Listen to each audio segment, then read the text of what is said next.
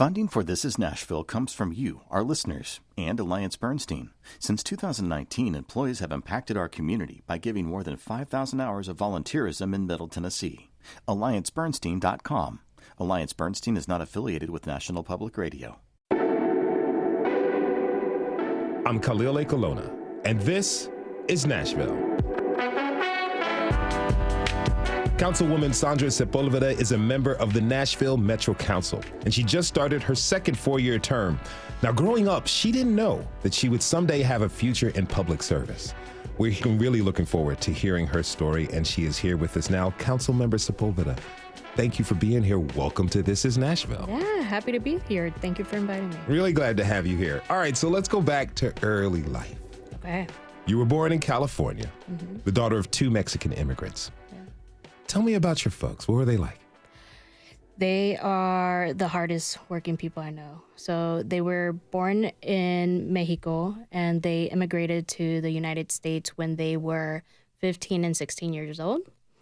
And they met in California. They've done it all. They've worked odd jobs. They've worked at retirement homes, picking flowers, factories. And they got married really young. My mom was, I think she was 18. My dad was 17. Wow. So, yeah. That is very young. Yep. What do they tell you about those times, being this young couple here in this new country? You know, they don't talk a lot about how it was. I don't know if that's like every immigrant parent sort of thing. They have let me know a couple of things here and there. But it's the same story every time. Like, we worked hard and still sending money back to the family, and it's the same story every time. Now, you are known as a pretty hard worker. You picked that up from your folks? I think so. Yeah, I would say so. Yeah. What is it about working so hard that, you know, it's interesting because my sister and I, there's two words that we grew up thinking that were swear words: work ethic. Because sometimes we can work ourselves to the absolute bone and we don't take time to smell the proverbial roses and enjoy life.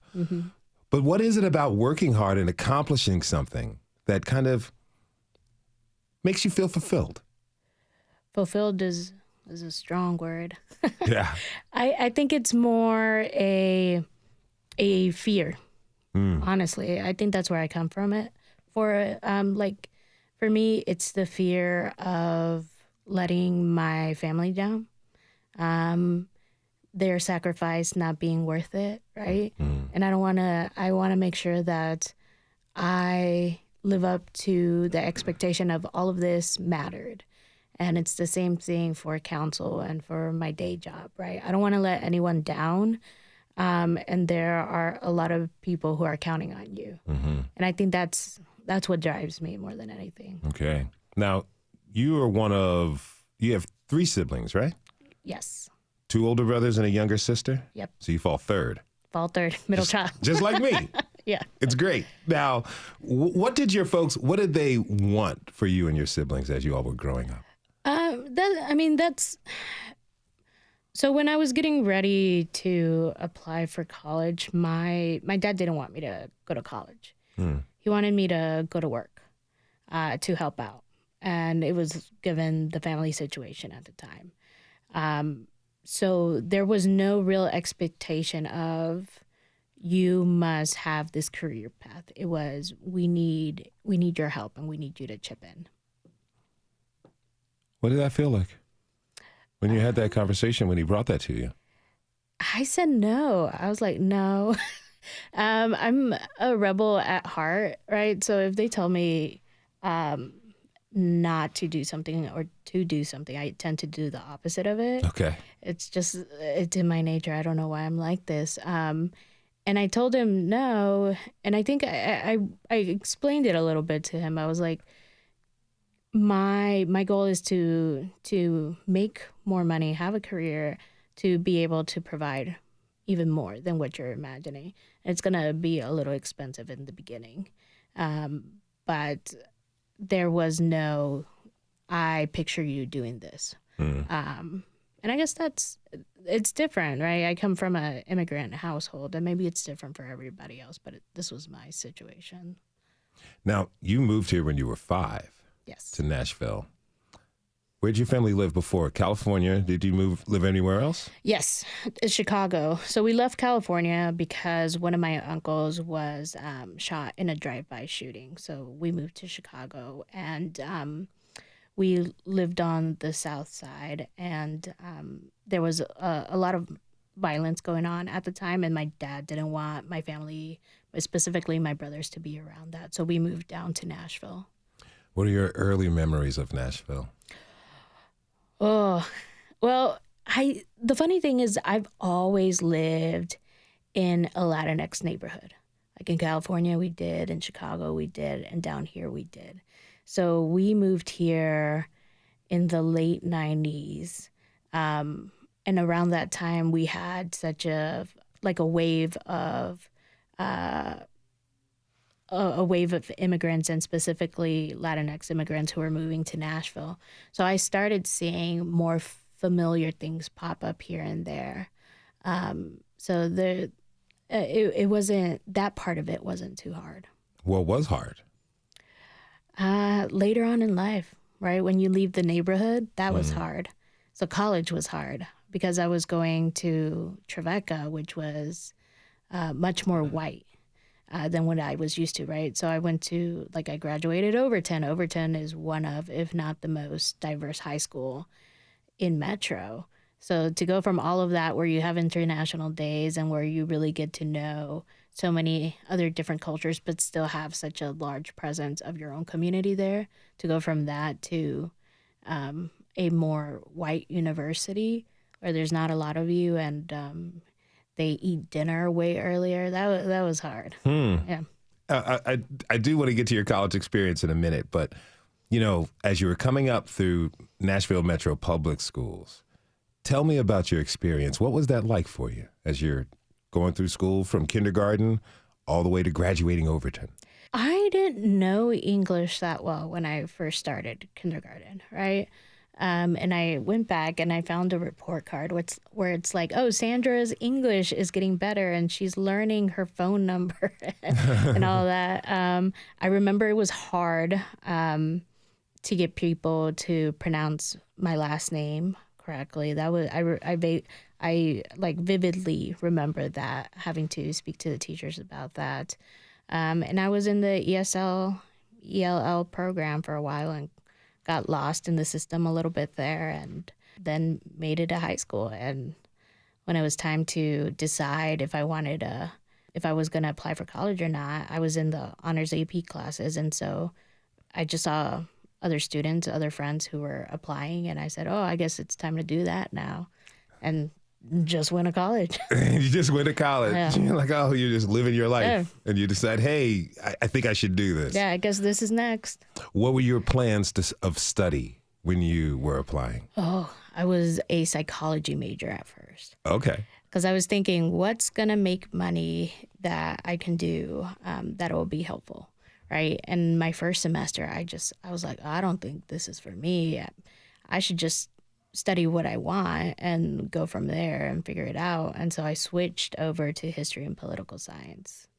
What's appealing about history and the political science for you? I've always enjoyed history. History just came easy to me. Even taking tests, I could just retain so much information, and learning just about the people that came before me and what they were able to accomplish. History is about dreamers, right? And people who, made something out of nothing. And history is also about really bad people. It was the dreamers that got me. Yeah. Now, you're talking to a fellow political science major. Yeah. One thing that I enjoyed about that topic, I had friends in college who maybe studied English or business and finance. Most of their courses were in their specificity, right?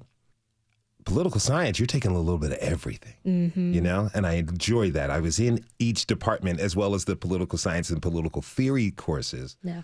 but we were in all departments. Did you really enjoy, was your major in your education like that, where you got this wide range, be able to dip your toe and to understand the basics of so many different practices? And Yeah, like economics comes into it. Yeah. Like you learn a lot about everyone. communication? Right? Yeah, it's a little bit of everything, and I enjoyed that too.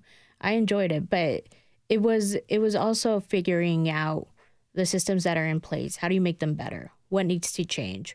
What are the things that people know are wrong but continue to do them, right? And how it is that all of these things affect people's everyday life. Was there a moment in college that kind of, you're a history major, you're a political science major. Now, I know you may not have had intentions to getting to public office, but that's kind of the track that a lot of people have taken. Then they therefore then go to law school and then enter into the political realm. Was there a moment that sparked your political interest? I mean, I always liked politics, but my whole goal was to work on campaigns. Okay. And I did that for a while. I told my parents I wasn't going to run for office and I was not going to go to law school. Right. So I've already done one of those. Yeah. But I started working campaigns during college, and I thought I'll graduate and just do this for a living. Right? Yeah. Right? Like that naive, like I have this light in me, everything's going to go well. And We all need that. yeah, I mean, I tell the new council members, don't let that die.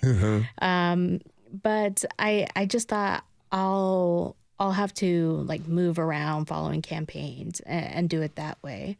But after my last semester, I got a call from my first campaign that I interned for that Mary Mancini had just been elected chair of the Democratic Party. And do I want to intern my last semester and then once I graduate, go work in operations in the office? And I said yes. So I graduated on a Saturday, started work on a Monday. What? You didn't give yourself the 2-week Nope, break? I did not. It's that work ethic, huh? I guess. So what fascinates you about campaigning and working on the campaigns? I don't know. It's so many moving parts. It's the communications piece. It's the fundraising piece. It's making connections with constituents, right? It's figuring out the math of it all to make it work to get you to the finish line.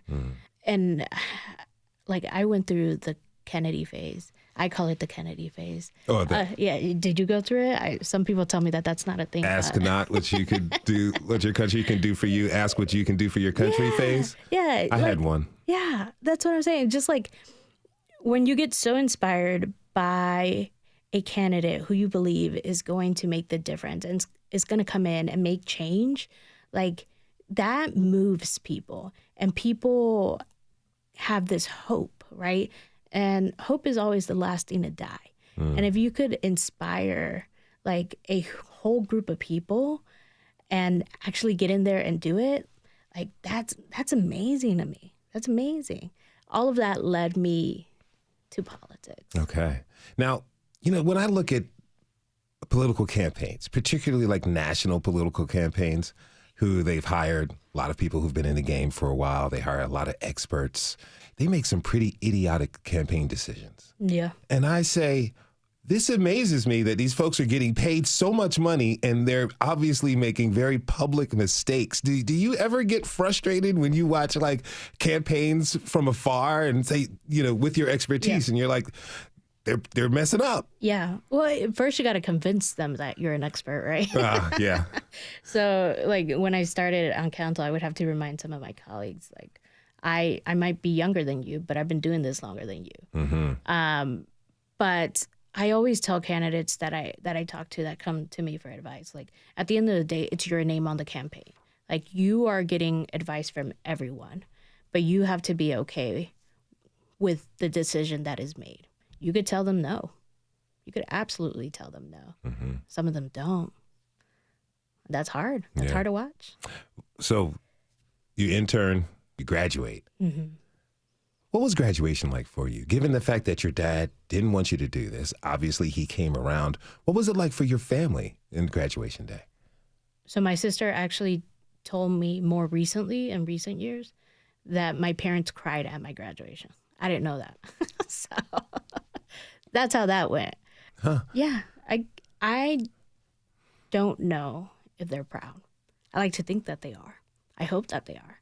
But we don't talk about feelings really. So You and your parents? me and my family. Wow. Yeah.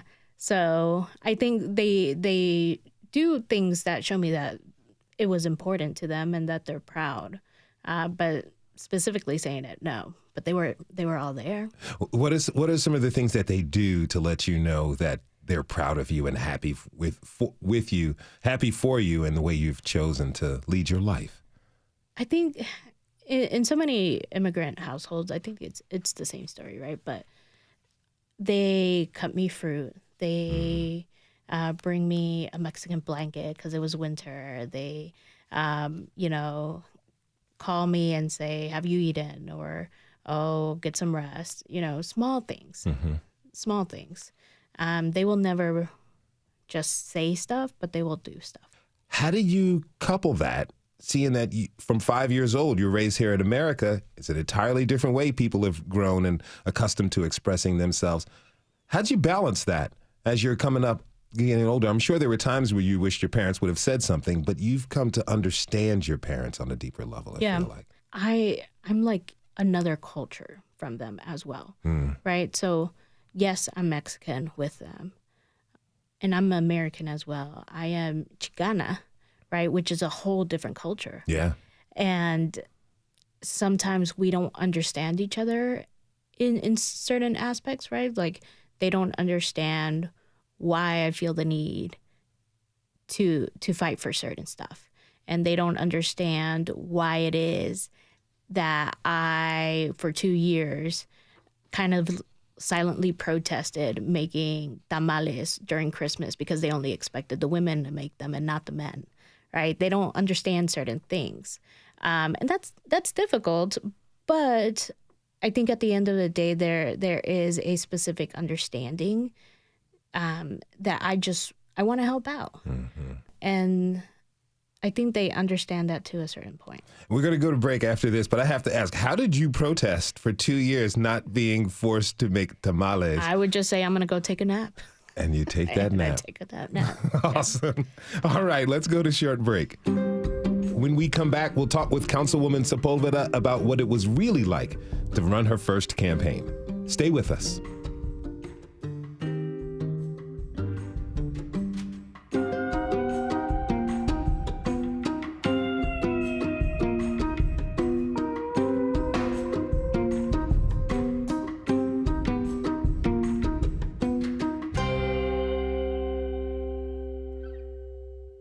Funding for This Is Nashville comes from you, our listeners, and Music City Prep Clinic, Nashville-based provider for PrEP and offering comprehensive sexual health services in an environment designed to be safe, professional, and shame-free. Learn more at musiccityprep.org. I'm Khalil Ecolona, and this is Nashville. Today, we are joined by Councilwoman Sandra Sepulveda. The Metro Council has 41 members, 35 are elected, and they do the day-to-day work of local government, like adopting the city budget, levying local taxes, and making city laws and policy. Councilwoman Sepulveda, thank you so much for being here today. Yeah, absolutely. Okay, spoiler alert. We know that you were eventually elected to council. But before we start really getting into that, I do want to finish up where we kind of left off in the last segment. You're interning. Mm-hmm. You decide to get into politics. What made you make that jump? You never thought that you were going to get into it, although you had kind of mastered the art. You studied it. You worked on campaigns. What made you jump from working as a campaign worker to a candidate? I decided in a choice. Really? I was having lunch, and people had approached me over the years telling me that I should run. And I took a look at my district and compared it to other neighborhoods in town. We didn't have enough sidewalks. We shared books in school when I was in school, and kids were still sharing books. We didn't see enough infrastructure going on. And we didn't have someone that looked and sounded like the neighborhood of what it looked like now, right? So while sitting at Chuy's getting lunch, I just told Chris Murphy, who was at the party at the time, I told him, you know what, I think I'm going to do it. And so I did. I was lucky enough to have known several people from campaigns and the party who were able to jump right in and start helping me. So people were telling you for a while, hey, Sandra, you should run. You should run. Yes. Why did they see a candidate in you? What did they tell you? I have no idea. Really, they're like, we think you can run. We think you will win. It's gonna be an open seat. You should do it. We need someone who understands. And I guess they wear you down enough, or you get over that imposter syndrome a little bit, and then you make the choice. Were you, when you were working on campaigns during meetings, were you the one giving impassioned speeches to newbies and new people trying to teach them? No, it is only now that I have become more confident, right? I'm a very shy person to begin with. I'm the person that hangs out by the wall and waits for somebody to come to them. That is my routine at every event I go to, even now. So I was working with a bunch of interns, right? Like the people that I would be having these speeches with are interns. The imposter syndrome was, oh, I don't know enough like them, or they've had more experience, or they have more years. But with the interns, I'm like, I know a little bit more here, so I'll give you some advice. Yeah. Okay. What were the first steps when you officially launched your campaign? Campaign manager. So finding your team, figuring out what the district looks like, the demographics, the partisanship score, figuring out what the budget's going to be, making those lists of donors that you need to call, those supporters, figuring out the media strategy, getting the website up. It's a number of steps that you have to go through right before you announce. But I knew that I was going to be running against someone who had previously held that seat for that district back in the 80s. And then she went to the state ledge. And so she was just leaving the state ledge and running for this seat again. So I knew I had to start earlier and start knocking doors sooner. So we started in January, and it was a very long campaign. You got the jump on it. Yes. Tell me a little bit about District 30. Well, I grew up there, right? Yeah. So I've lived there since I was 5. It's one of the smallest districts because we are so dense. Right, it has the largest Latinx population in the whole city, large immigrant community. It's been home for a very long time. It's been home, but it had been neglected for a long time. We were one of the only districts without a library, community center, or park. But honestly, it's one of my favorite places. So, what makes you love it so much? What makes it one of your favorite places? I think it's seeing how much it's changed, right? But also how it hasn't. Like some of my neighbors are still the people I went to school with. I knew the crossing guard, and the crossing guard and her family became a close family friend. And seeing some of these businesses that have been around forever, see more people from the community come and shop there. I leave my apartment and walk across the street, and I could get tacos and buy groceries, go to the bakery. Like, it's all there. I know one thing that for politicians seems a little bit weird is campaign fundraising. When you had to place those first calls, what was that like? Who did you call, and what were those conversations like? Were you comfortable coming to people and saying, hey, you may have called them perhaps for another person's campaign to raise funds, but for yourself, what was it like? Oh, it's hard. It's one of the hard. I would rather be knocking doors all day than making fundraising calls. Honestly. But in the beginning, they make you make a list. It's like your Rolodex. These are your friends, family, people that you know will give you money. Those are the first people you call. There's this rule, and they told me this rule early on. If you can't ask your family and friends for money, then you have no business asking other people for money. And so I would have to call them. That was the easy part. It was then going to the people that donate to campaigns all the time and the other politicians. Those were hard because they had this relationship with my opponent that I didn't have, right, for years. And so they were like, I like you, but I can't donate to you because I have a relationship with her. So the majority of my money came from sponsors, like the endorsements from unions and from other, organizations. That's where the majority of it came from. And you knocked on, how many doors did you think you knocked on? It was around 7,000 doors. 7,000 doors. Yeah, people got real tired of us because we were knocking these doors so many times. People would just be like, they'd open the door and like, no, we're good. You've already came. Somebody came yesterday, and they got tired. But you're working full time while you're doing this. Yeah. So during lunch, I would go to a coffee shop and do fundraising calls there. And then once I got out of work, I would head straight to the district to go knock doors. So we did that every day. How'd you make it through those tough days? Well, I told my team, I know what works for me. And so when I'm talking to candidates, the first thing I ask them is, how do you want me to talk to you? What's going to motivate you?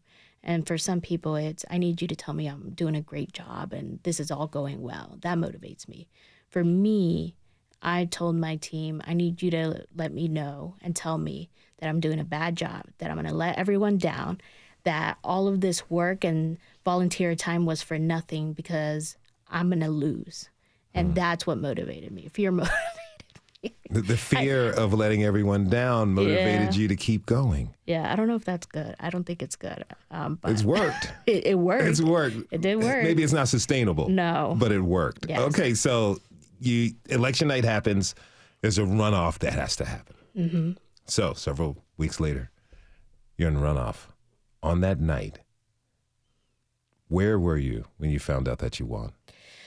So they put you in a room, right? So my watch party was at my childhood home, out in the front yard. My family was cooking out front, and supporters were out there. They had me in a room to receive the information. And what they wanted was to make sure that I could take it in. So if I lose, I could process that on my own. And if I won, I would process it there. So I'm sitting in the room with my campaign manager and my friend, and we're getting the results in from early voting. And it is when the results start rolling in from early voting that I figured out that I had won.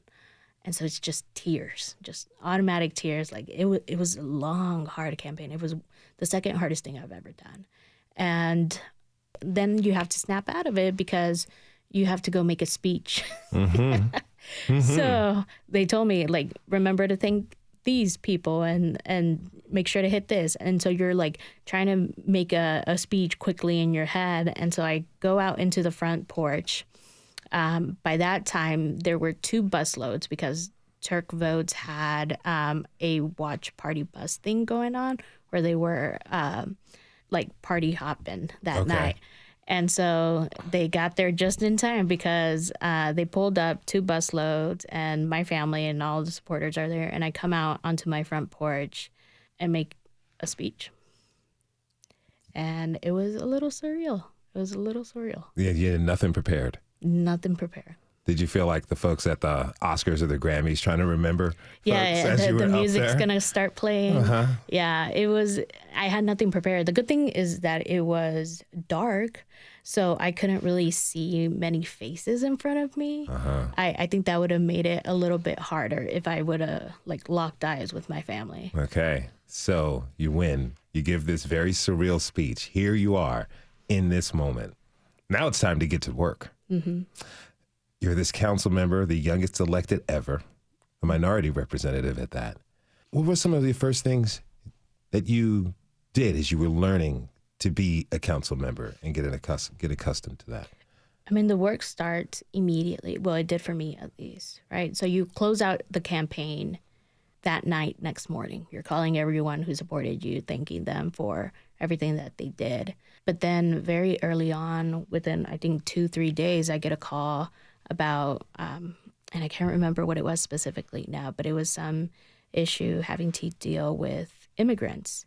And it was at that moment that I realized what my role was going to be, which meant that I was going to take on a lot of all of this, mainly on my own. There was Zolfat, right? Zolfat was also has an immigrant background, and it's just the two of us. But being the only Latina, like, you get specific calls.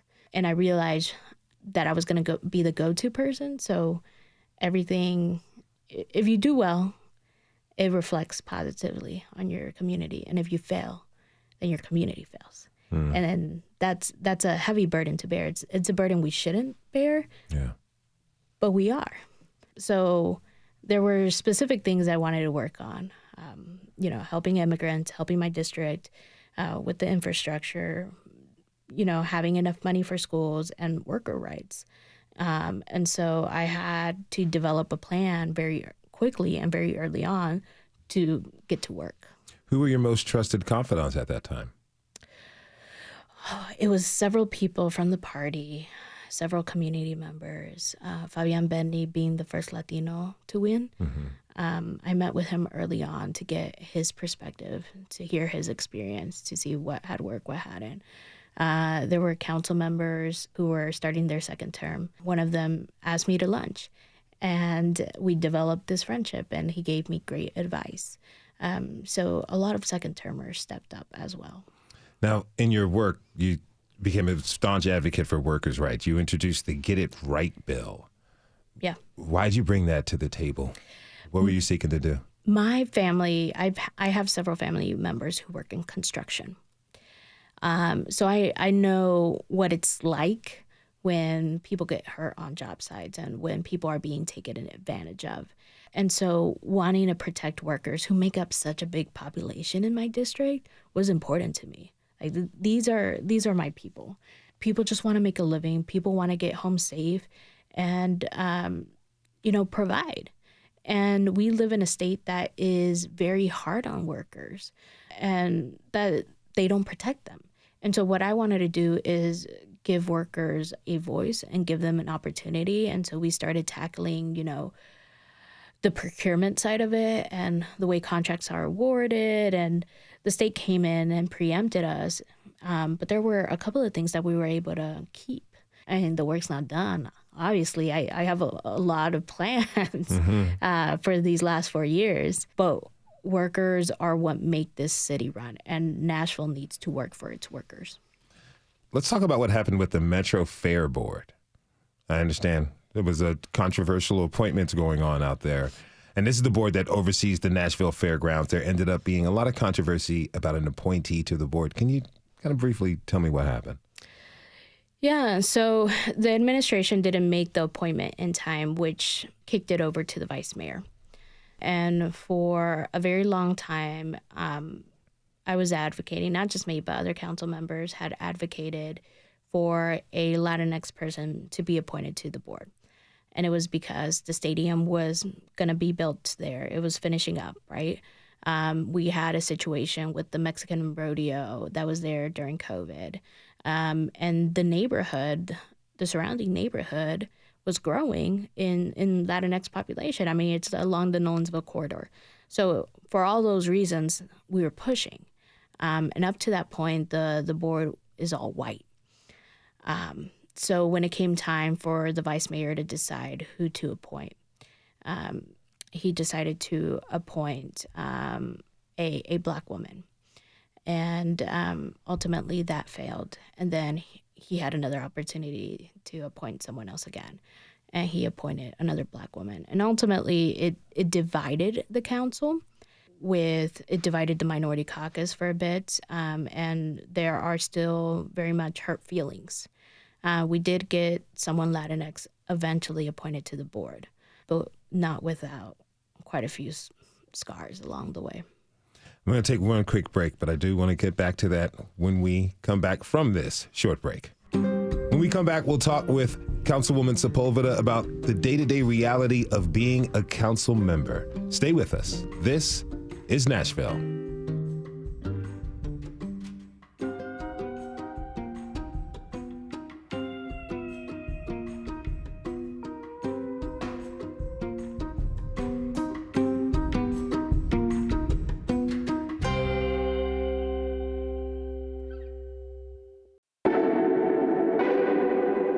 I'm Khalil Colonna, and this is Nashville.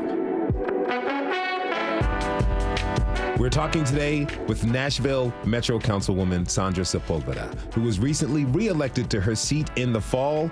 We're going to turn our attention to what it's like working in local government in a second, but I do want to talk a little bit more about the fairgrounds piece that we ended the last segment with. You said that it kind of, in certain ways, created tensions within the minority caucus in Metro Council.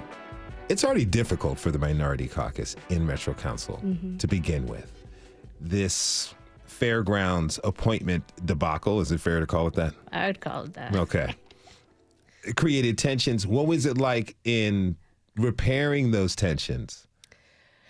Ooh, it's taken some time. It has taken some time, and we're still working on it, right? We are in a much better place. But someone said this to me, like, when all you give to minority are scraps, they're going to fight over it. And I understand where some of my colleagues were coming from, right? They didn't feel comfortable voting down 2 Black women. But I had also asked them before they were even nominated, to stand with me and support a Latinx nominee. And I think that's important, right? Because we're the minority caucus, right? We're representing entire minority communities, not just one. And so we've done a lot of work to get to a better place, but we also started the immigrant caucus, because there's just some things that certain people are gonna be able to speak on because of lived experiences. I think about it because a lot of folks, they see politicians, elected officials, but they quickly forget that you all are human beings. You know, you go through things. There can be something that happens between, certain members of the minority caucus that creates some tension and friction, and it can take a while for them. They forget that. And so, kind of remind not just me, but our listeners, like, what's the actual day-to-day, what is it like to be a council member? Everyone has their opinions on what they feel you all should be doing or what you could have done better. But what is life like for you? It's hard. It is hard. And I try different things to remind people that we're human, right? That's why I started the TikTok. One, to make fun of my colleagues. Yes, okay. That is a big part of it. But to humanize us a little bit, to make it interesting, to have people see us as, we're also community members. We're also regular people. And what that means is we also have day jobs, right? So we're doing our day job and we're doing all of this on the side. Really, I don't understand people who run for office for the name recognition or to receive perks. There's not a lot of perks in this, Yeah. And it's so much work that I think it weeds some of those people out because we have to dedicate so much time to it. And I guess I'm lucky and unlucky in a way, because my colleagues also have to deal with, raising families and having kids and having spouses. And so they have to balance all of that every single day. And every single day we have a number of calls and a number of meetings that we have to have. And you have to organize your meetings around your work schedule. And, weekends aren't free all the time. Some of my colleagues have figured out the formula, right? And they have date night once a week. And I'm like, oh, you guys are the best. But there are still several of us who still struggle, even in our second term. So I try and sit down. I have tried to sit down with a number of first term council members to be just pick what you're passionate about and work on that. You can't do everything and you can't please everyone, and you're going to get it wrong eventually. When was the last time you gave yourself a weekend off? I can give myself a day off. I will work on weekends as well, but I guess if it gets late into the night, then I'll go to karaoke. That's my Karaoke? yes. What's your go-to song? Oh, I have a number of them. I'll sing a Selena song, So Como la Flor. I'll sing Creep. I'll sing Hotel California. You name it. I have a whole list, but I'll do that or I'll go to a soccer game. I can't take a whole weekend off. There's just too much to do, but I could take a couple of hours off. Yeah. No vacation, nothing? Vacation? Yeah, you get vacation. That's right. That'll count. It'll be a couple of days that you could take off and go somewhere. Yeah, but you have to schedule that around council because for council, we only have 1 month off every 4 years. Wow. You know, there's been a lot of talk about self-care, given the fact that you have such a, well, it started off as a fear-based work ethic. Now it's passion-based, I imagine, of why you do what you do and work so hard. What have you learned about the importance of being a public official who feels responsible for so many people in your community, the need to take care of yourself? I get yelled at. So I get yelled at by friends. I know I have to take care of myself, and I know that we all do. But when you are holding such a high, like a big responsibility, it's hard not to just keep going. Eventually you will burn out. But it's hard. Like, honestly, it's hard. And you'll feel resentful at some point. And and I told this to some people, right? It's great. Doing this job is a privilege, and being the first is cool, right? And all, but it shouldn't have been me first. There should have been a number of people that came before you. And when that didn't happen, you're creating roadmaps and you're being an example for this new wave of candidates that are also coming down the pipe, who are also Latinx, because running as a Latinx candidate is different than running as a regular candidate, right? Like, I had people that told me I wasn't white enough, that I wasn't Latina enough, and you're never going to be good enough for everybody. And at some point, you just have to accept that this is who you are and keep going. And so I try and do the self-care thing, right? I'll go to the soccer games. I'll go to karaoke. I'm trying to drink water every day. I've started vitamins every day. That's new. Hey. Yeah, but sleep isn't there. Yeah, I think we're all just trying to figure it out as we go. No one's perfect. But as long as I'm here, I'm going to try and do the best that I can. Look, personally, I've been working on my sleep, and I just started taking vitamins at the beginning of the year, so we're on the same train. If you're just tuning in, this is Nashville, and I'm your host, Khalil Lekalona. We're talking this hour with Council Member Sandra Sepulveda. Now, you know, you've been this trailblazer. You are the first, although you shouldn't have had to be, but you were the first, and that's drawn a lot of attention. People love you and support and believe in what you do, but there's also those that don't. And you've shared that you've received a lot of negative, frankly, hateful feedback, especially in online comments. Yeah. If you're comfortable with it, can you tell me exactly what that's looked like? So it's been a lot of go back to Mexico. It's been a lot of like anti-immigrant. I was called a communist. It's been hateful, racist things I've heard throughout my 4 years. That's not new. What's new is how much more aggressive it's getting, and not just for me, but for other colleagues as well, to the point of there are threats being made. And so we're going to have an honest conversation of when do certain comments get elevated up, and reports be filed, and also we have to talk about certain colleagues receiving detail for a period of time when certain legislation is introduced, because it's hard. It's hard and it's ugly, and it's an experience that not all of my colleagues go through, but there are a few of us. Do you feel that this 2024 election, which is probably going to get pretty hot, are you worried about that? Yeah, I think it will increase for a period of time, but I think it has been at this consistent level for a number of years now. And that's hard, right? Like when you're a public figure and people can find you online and in person, like finding you in person, that's the tough part too. Yeah, I guess we all have to be a little bit more careful. Mm-hmm. But I don't want them to win either.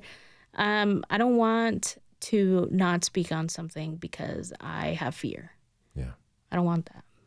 Well, it kind of goes back to the JFK moment, right? Yeah. And like not to be afraid, to get out there and to speak on things no matter what you're facing. Yeah.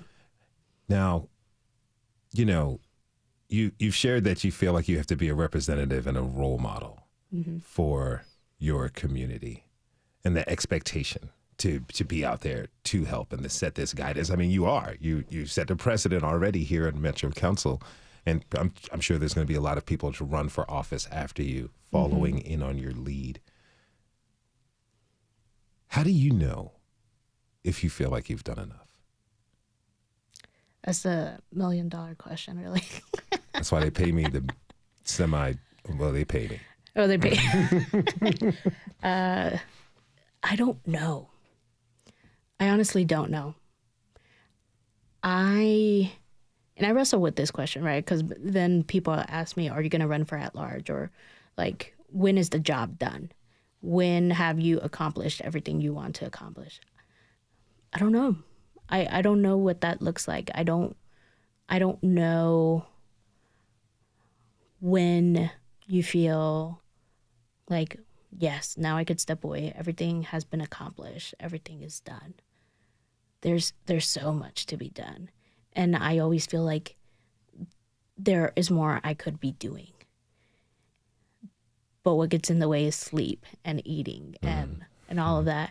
And so I'm learning to delegate. That's new for me.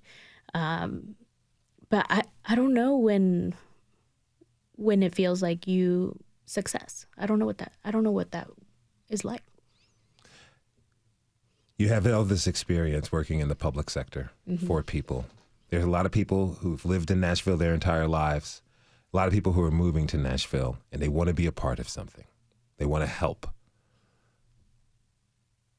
What would you advise people as far as what citizens and constituents can do to not only give themselves more knowledge on local government, to be active, to help you and all the other Metro Council members to enact, to create the type of change that we're all talking about that we want? What would you advise people who are sitting at home now listening, what they can do a little bit more, how they can help?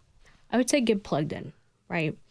In some places, a small group of people are speaking for an entire community. So if you don't attend those community meetings, go to those neighborhood association meetings, go and speak on the budget, other people are speaking for you. Don't let them do that. Like, even if you send us an email, even if you don't have time to be there in person, or make a phone call, but let us know where you're at, because honestly, I need help. I can't do this by myself, and I don't want to do this by myself.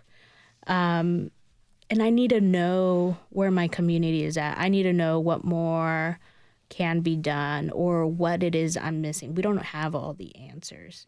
And I'm not going to be here forever, right? Someone else is going to be here. And we need to have the infrastructure in place and the tools in place to make sure that we're accessible to every community. That means the unhoused community, the immigrant community, everybody.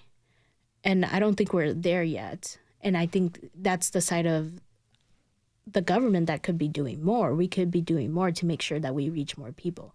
But we also need people to be plugged in, because this work, the bills we pass, this affects everyone's everyday life. Councilwoman Sandra Sepulveda, thank you so much for being here. Really appreciated talking with you. Yeah, thank you for inviting me. Councilwoman Sandra Sepulveda represents District 30 on the Nashville Metro Council. Hey, District 30 constituents, you got a good one on your hands. Thanks again so much for being with us.